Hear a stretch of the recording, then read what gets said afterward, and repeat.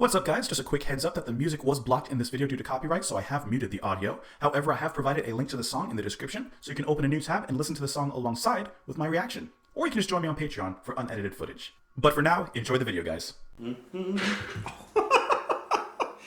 I need to pay more attention. What am I doing? The camera, it's not even... Nah, it's not even right. It's not even right. My head's cut off. Sorry about that.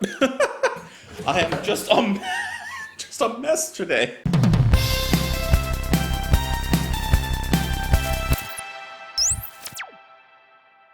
What's up guys? Welcome back to the channel. My name is Justin, and today we're listening to King Crimson with their song Indiscipline off of their album Discipline, released in 1981.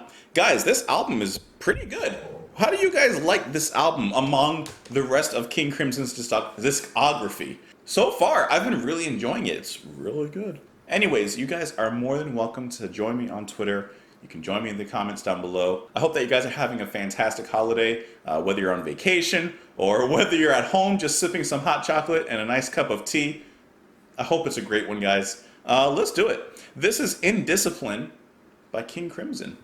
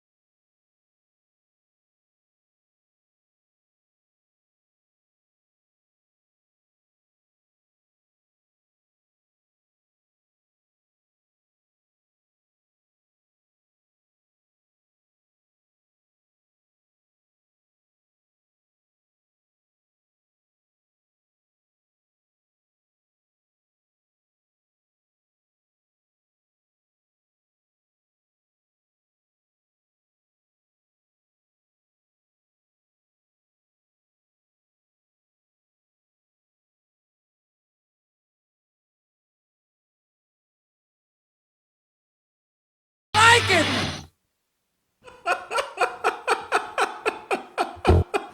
Okay, so remember with Yes on their album Fragile with 5% for Nothing, which was basically Bruford's track to show off on and like compose and do his thing? Like, I feel like this is, what, at least 98%? Bruford pretty much drove and controlled this track. And listen, his drumming and his playing is always fun to listen to. It's always enjoyable. And I just like how, like, I guess how undisciplined the music sounds. It bounces back and forth. His playing and percussion is just played to dizzying heights. And it's spontaneous, it's eruptive, it's explosive. The drumming here is insane. And I think that's like the main thing to really hold on to and to get about this song is that this is drums. I actually do really like the way that the music starts up, and I like that riff. Bum, bum, bum, bum. Like, I like that. But you can see it's really just a piece for percussion.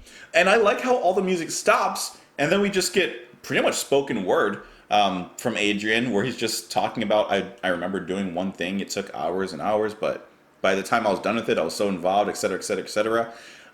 It sounds like he's just kind of muttering to himself about this. I love the verse where he says, I repeat myself under stress, and then he keeps on repeating himself under stress.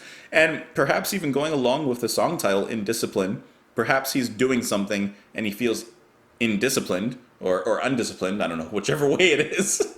So he doesn't have the discipline to control himself. So his stress and his anxiety is kind of controlling him while he's trying to do whatever he's doing. I'm not sure, or whatever he's involved in. But musically, the song is fun. And it begins so fun. It begins very small. You know, it begins with a grain of sand. And slowly we're built into a sand castle. That is the percussion, like I said, led by Bruford. I really like how he even leads it in. He doesn't just toss all of the toys in the toy box at once. He slowly pulls them out, plays with them for a little bit, slowly pulls out the rest, plays with them for a little bit, and before you know it, you got all the toys spread out on the floor. And you wake up at midnight to go for a midnight snack, and you step on a Lego because you didn't clean them all up. Gotta pick up the pieces. And even though I would definitely say that this is like Bruford's song, the rest of the band members are not to be left behind. I really enjoy Fripp's guitar work. It's so heavy and so like distorted. It's like a little bit unnerving. I love the screams and the and like just long held screams on the notes there. Of course, Tony Levin on the bass. I really like his bass work as well, playing throughout here. But I would say this is really Bruford and Fripp's song. And listening to the intro melody, which is just bum, bum, bum, bum, bum. Like, they kind of carry that on throughout the song, but it returns to that melody and to that simple rhythm in the verse when Adrian's doing his spoken word part, which I think is a nice way of connecting the dots. The spoken word part is completely different from what was happening previously, but just by bringing that melody back and playing it in the verse, it connects everything together, so it doesn't sound random. Sporadic and spontaneous, but not random. I did! And the way that he says to see if I still liked it, and then he says, I did! And then just blasts into the music once again, and then later on it pretty much does the same thing. Love the explosive statements on the ends of the verses. That's cool. I like the song. I'm liking this album a lot. It's unique, you know? You have songs like Mare Kudasai that are just like more contemporary, more straightforward, but then you have songs like Elephant Talk and Indiscipline, which kind of change the landscape a little bit more. Let's talk about the lyrics here. I do remember one thing. It took hours and hours, but by the time I was done with it, I was so involved I didn't know what to think. I carried it around with me for days and days, playing little games, like not knowing, or like not looking at it for a whole day, and then looking at it to see if I still liked it. I did. I repeat myself under stress, etc., etc., etc. The more I look at it, the more I like it. I do think it's good. The fact is, no matter how closely I study it, no matter how I take it apart, no matter how I break it down, it remains consistent. I wish you were here to see it. I don't know. Sounds like he murdered someone, and he's like, I did kill them pretty good. Wish you were here to see it, but you're dead. There's no source on it, so take this with a grain of salt. But on Wikipedia it says that the lyrics of the song are based on a letter Adrian received from his then wife, Margaret, about a sculpture she had constructed. I kind of get it from that point of view, if that's what it's about.